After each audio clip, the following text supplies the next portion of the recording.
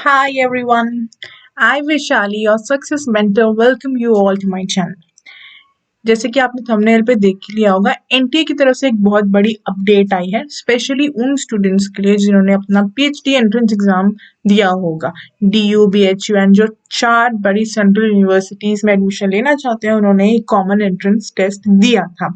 अब उसी से रिलेटेड आई है अपडेट हमारी, जी हाँ, जो कि रिजल्ट से है। बहुत बच्चे रिजल्ट्स का वेट कर रहे थे। आगे यूजीसी नेट का भी एग्जाम है एंड साथ में ये पीएचडी एंट्रेंस टेस्ट की भी टेंशन है, मैं समझ सकती हूँ। चलो, वेट इज ओवर। यहाँ पे रिजल्ट्स जो है आपके आ चुके हैं, बट स्टिल इसमें भी थोड़ा सा एक ट्विस्ट है। चलो वो हम देख लेते हैं। ये है, हम यहाँ पर हम एनटीए की वेबसाइट में आ चुके हैं। एनटीए की वेबसाइट में आने के बाद यहाँ हम लेटेस्ट बाय एनटीए जो लेटेस्ट अपडेट है, सी मोर पे क्लिक कर देते हैं ताकि हम सारे अपडेट्स देख सके। तो ये सब अपडेट्स हैं। हमारा ये जो लेटेस्ट अपडेट है, ठीक है, 24 नवंबर का, रिलेटेड टू द मार्क्स। यहाँ रीड मोर पे क्लिक करेंगे आप तो आपका वो पीडीएफ खुल जाएगा। मैंने ऑलरेडी खोल के रखा है, ठीक है। सो ये है हमारा पीडीएफ जो कि रिलीज हुआ है 24 नवंबर को, ठीक है, 24 नवंबर को है।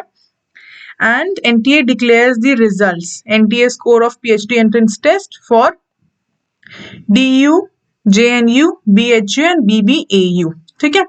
तो इन यूनिवर्सिटीज का जो रिजल्ट्स है वो आ चुके हैं। आप सब जानते हैं हमारा ये जो टेस्ट हुआ था सीबीटी मोड में हुआ था 26, 27, 30 एंड 31 अक्टूबर को। एंड अभी जाके रिजल्ट दे रहे हैं। लॉन्ग टाइम बहुत वेट कराया है बच्चों को। चलो, आई होप फल अच्छा ही मिले। एंड यहाँ पे बताया गया है कि जो है क्वेश्चन पेपर कौन सी लैंग्वेज में था, Hindi, English except science and language के लिए पूरा यहाँ पे हम लोगों ने सम अप करके यहाँ पे बताया है, ताकि सभी को अवेयरनेस हो कि जो आप एग्जाम देने जा रहे हैं उसमें कितना कंपटीशन है, ठीक है। जिन्होंने अभी नहीं लिखा है भले ही, बट वो आगे लिखना चाहते हो तो उन्हें पहले ही पता होना चाहिए कि जो हम एग्जाम लिखना है आगे फ्यूचर में उसमें कितना कंपटीशन चल रहा है, हमें कितना प्रिपेयर करना है, क्या स्टेटस है। तो वो सब इस पूरे नोटिस से पता लगता है। तो आप बस ऐसे डायरेक्टली रिजल्ट के ऊपर जंप करके मत छोड़ दो। इतनी समझ होनी चाहिए, आप पीएचडी करने जा रहे हैं, आपको इतनी समझ होनी चाहिए कि क्या चल रहा है। तो ये सारा नोटिस आप ध्यान से पढ़िएगा। मैं अभी आपको शॉर्ट में बता रही हूँ, बट इसके बाद आप ध्यान से पढ़िएगा इसको, ठीक है। यहाँ पे बताया गया है कि कितने सेंटर थे। 86 सिटीज में हुआ है, 114 सेंटर्स थे, 86 सिटीज में हुआ है। And candidates from 8 November till 10 नवंबर तक उन लोगों ने आंसर कीज जो है चैलेंज की है, ठीक है। टोटल 328 आंसर की चैलेंज हुई। इतने लोगों ने चैलेंज किया, उसमें 221 उन्हें यूनिक चैलेंजेस मिले, जो मतलब अलग अलग तरीके से हो सकता है ना। एक ही क्वेश्चन को 5 लोगों ने अलग अलग तरीके से चैलेंज किया हो कि उसका दिखने का अलग पॉइंट ऑफ व्यू था, वैसा सोच के उन्हें इतने यूनिक चैलेंजेस मिले हैं। ओके, एंड देन अच्छे से एक्सपर्ट्स ने जो है उन सबको अच्छे से रिव्यू किया है। और उसके बाद में एनटीए का रोल था कि इतना ही था कि वो कंडक्ट कराए एग्जाम एंड उसके बाद आंसर की जो है रिलीज करे।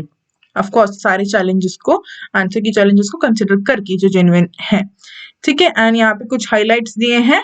List of registered and appeared, कितने लोगों ने रजिस्टर्ड किया था एंड कितने लोग अपीयर हुए थे। क्लियरली टेबल में इन लोगों ने मेंशन किया है कितने male, female, third gender and हर एक कैटेगरी के कितने लोग जो है इसमें रजिस्टर हुए थे। ओके, अब यहाँ से आप थोड़ा अंदाजा उसके लिए भी लगा सकते हैं कि यूजीसी नेट में कितने लोग आएंगे, कितने लोग रजिस्टर करेंगे। ओके, सो ये हमारे रजिस्टर्ड, ये है हमारे appeared candidate.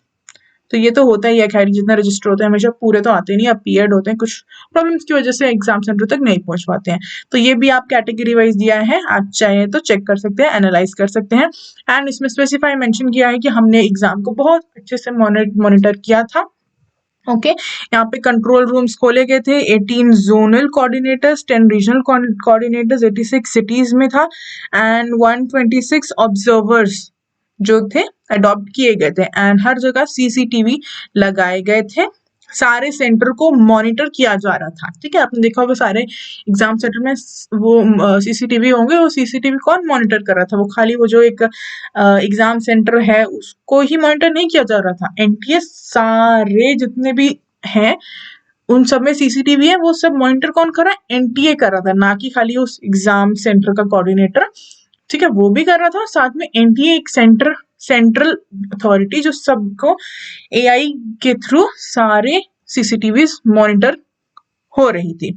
Okay, and cheating वगैरह मोबाइल से स्टॉप करने के लिए जैमर्स भी लगाए गए थे। अब लास्ट में ये एक इम्पोर्टेंट चीज, ठीक है, the results of the candidate have also been shared with the universities where the candidates have applied. आपने जिस जिस यूनिवर्सिटी में अप्लाई किया होगा तो आपका रिजल्ट जो है उन यूनिवर्सिटी को भेज दिया गया है। Candidates are advise to be in touch with the respective universities and institution for further details. तो अब आपको क्या करना है, आपको उस यूनिवर्सिटी की वेबसाइट में जाके फिर पीएचडी एडमिशन का जो कॉलम होगा उसको कॉन्स्टेंटली मॉनिटर करना है, एंड नोटिस का जो सेक्शन होगा उस वेबसाइट पे उसको भी कॉन्स्टेंटली मॉनिटर करना। वहीं पे अब आपको पता चलेगा कि वहां पे वो लोग लिस्ट जारी करेंगे उसमें से कौन कौन से बच्चों को वो लोग इंटरव्यू के लिए एलिजिबल कर रहे हैं, कौन से बच्चों को नहीं कर रहे हैं।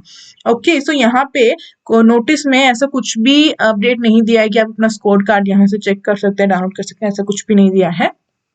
ठीक है, यहाँ पे आपको वेबसाइट में ही अपडेट मिलेगा। अब वो यूनिवर्सिटी पे डिपेंड करता है कि वो लोग बस लिस्ट ऑफ स्टूडेंट्स निकालते हैं जिन्हें वो इंटरव्यू के लिए बुला रहे हैं, या फिर उनका स्कोर भी दिखाते हैं। ठीक है, वो यूनिवर्सिटी के ऊपर डिपेंड करता है, बट यहाँ प्रोसेस इस तरीके से चलने वाला है। एनटीए ने अपना एग्जाम कंडक्ट कराया, रिजल्ट जो आया है वो यूनिवर्सिटी के साथ शेयर कर दिया। अब आगे का प्रोसेस पूरा यूनिवर्सिटीज देखेंगे, एनटीए अब कुछ नहीं करेगा। तो ये इस नोटिस में यहाँ पे मेंशन कर दिया। तो अब आगे आपको क्या करना है, उन यूनिवर्सिटीज को मॉनिटर करना है, वेबसाइट्स को मॉनिटर करना है जहां पे आपने अप्लाई किया है। ओके, उसके बाद आपको इंटरव्यू देना है, इंटरव्यू का पूरा प्रोसेस, रिसर्च प्रपोजल, आगे एक लंबी जर्नी है। ठीक है, बस यहाँ यहीं पे खत्म नहीं हो जाता, ऑब्स्टिकल आपके अभी और बढ़ने वाले हैं। तो मैं आपको बता देती हूँ, हमारे इस चैनल में हम यूजीसी नेट की प्रिपरेशन कराते हैं एंड साथ ही साथ पीएचडी एंट्रेंस टेस्ट की भी। Okay, and PhD entrance test and उसके बाद इंटरव्यू कैसा होगा, इंटरव्यू का प्रोसेस कैसा होगा, रिसर्च प्रपोजल कैसे बनाना है, ये सब चीजें मेरे इस चैनल पे मैं आगे वीडियोस डालने वाली हूँ। तो अगर आपका आगे बहुत कंफ्यूजन होने वाला है, मुझे पता है, मैं अपने एक्सपीरियंस से बता रही हूँ, मेरे टाइम पे ऐसे हुआ था। बहुत डाउट रहते हैं कि रिसर्च प्रपोजल कैसे बनाना है, रिसर्च गैप कैसे फाइंड आउट करना है, इंटरव्यू में क्या क्या पूछा जाएगा, ये सब बहुत वो थे। एंड हमने भी सीखा, एक्सपीरियंस के साथ सीखा, फेल हो के सीखा, बट मैं नहीं चाहती आप फेल हो के सीखे। इंस्टेड आप किसी आदमी से ही जो एक्सपीरियंस है, मैं अपनी बात कर रही हूँ कि आप मेरे एक्सपीरियंस से सीखिए। ठीक है, तो आप मेरे चैनल को सब्सक्राइब कर लीजिए, आगे वीडियोस आने वाली हैं, इससे पूरे एडमिशन प्रोसेस में मैं आपके साथ रहने वाली हूँ एंड मैं आपकी हेल्प करूंगी पूरी जितनी हो सके। इसके लिए आपके एडमिशन प्रोसेस में मैं उम्मीद करती हूँ आपका रिजल्ट्स जो है अच्छे आए हो, आपको शॉर्टलिस्ट कर लिया जाए इंटरव्यू के लिए। ओके, मिलते हैं हम नेक्स्ट वीडियो में। Bye bye, see you.